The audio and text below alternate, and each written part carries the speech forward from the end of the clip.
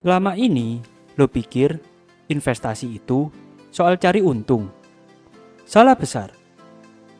Yang bikin orang bangkrut itu bukan pasar saham yang turun, tapi ilusi kalau hidup itu harus selalu naik. Gue kasih tahu satu hal yang pahit tapi penting. Orang yang gampang panik waktu pasar merah biasanya sama orang yang gampang panik waktu hidupnya mulai berat. Dan lucunya, kalau harga cilok turun 1.000, lo santai.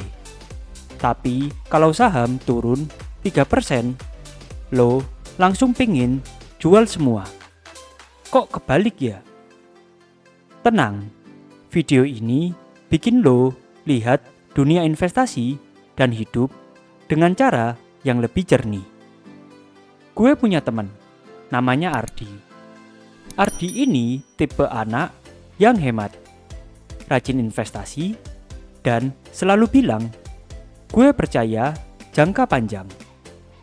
Tapi begitu pasar tiba-tiba jatuh 20%, dia langsung ngechat gue panjang.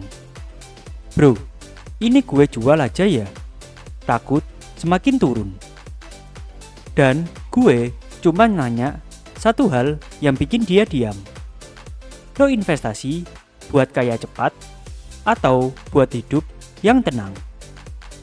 Karena seringkali kita bilang jangka panjang, tapi hati kita cuma kuat 3 hari. Gue yakin lo juga pernah kayak gini. Baru investasi 1 bulan, lihat grafik merah, langsung gelisah. Baca berita buruk di Twitter, langsung panik. Bandingin portofolio sama temen, langsung minder. Beli pas ramai, jual pas sepi. Ngerasa rugi itu dosa, padahal rugi itu normal. Dan yang paling lucu, kita semua pengen hasil jangka panjang, tapi sabarnya jangka pendek. Kita pengen portofolio yang berkembang, tapi kita nggak mau nunggu. Dan ini pertanyaan yang harusnya bikin lo merinding. Kalau lo aja nggak bisa nunggu pasar pulih, gimana lo mau nunggu hidup lo berubah? Tapi tunggu dulu, ada sesuatu yang lebih menarik dari ini. Investasi jangka panjang itu simple. Lo beli bisnis yang bagus, yang dijalankan orang-orang yang cerdas. Dan lo kasih waktu. Cukup, itu aja. Tapi, kenapa banyak yang gagal? Karena kita kejebak satu jebakan psikologi yang sama. Otak kita benci ketidakpastian. Benci menunggu, benci melihat merah. Padahal, ironisnya, justru di momen merah itu, investor beneran dilahirkan. Ketika pasar suram, orang kabur. Ketika semua takut, lo dapat kesempatan. Ini logikanya. Harga turun sama dengan barang diskon. Diskon sama dengan kesempatan. Kesempatan sama dengan modal untuk masa depan. Tapi otak kita bilang, jangan, ini bahaya. Tapi kalau itu benar, kenapa justru orang yang paling takut rugi malah paling sering rugi? Ardi tadi akhirnya cerita jujur ke gue.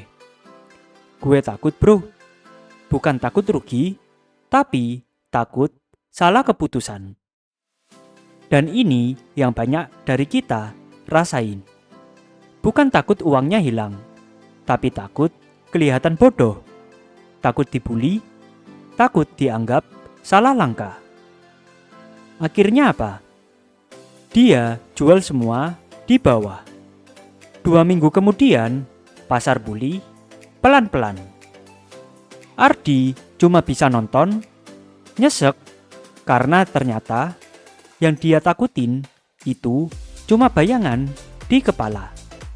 Dan itu kejadian setiap hari ke jutaan orang.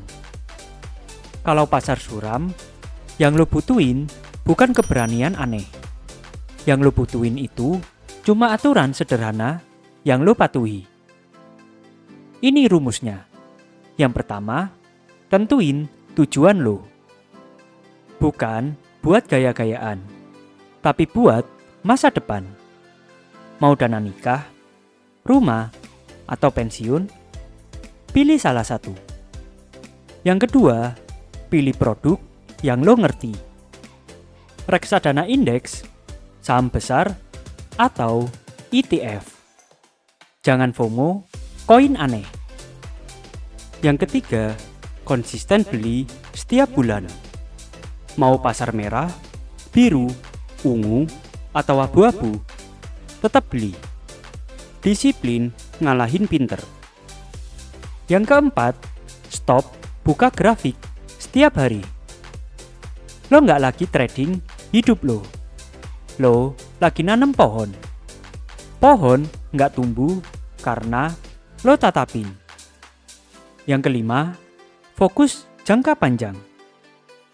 Bukan 6 bulan, bukan juga setahun, tapi 5-10 tahun ke depan. Itu yang bikin perbedaan besar. Lo nggak perlu jadi jenius. Lo cuma perlu jadi orang yang nggak gampang kabur. Gue pengen lo ingat satu hal ini. Pasar yang suram itu bukan musuh lo. Ketakutan lo yang jadi musuhnya. Semua orang pengen kaya, tapi cuma sedikit yang mau sabar. Dan lebih sedikit lagi yang berani percaya sama prosesnya sendiri. Kalau lo lagi takut, lihat portofolio lo merah, coba pikir gini. Ini bukan tanda gue gagal. Ini tanda gue lagi belajar jadi investor beneran. Dan kalau lo pernah ada di posisi Ardi atau posisi gue dulu, ceritain di kolom komentar. Gue pengen baca cerita lo karena lo gak sendirian. Dan sebelum video ini selesai, gue titip satu pertanyaan yang mungkin bakal stay di kepala lo semalaman. Yaitu, kalau lo bisa sabar nunggu orang lain berubah, kenapa lo gak bisa sabar nunggu masa depan lo sendiri untuk tumbuh? Kadang investasi itu bukan soal menghitung grafik, tapi soal ngalahin rasa takut yang selama ini lo pelihara.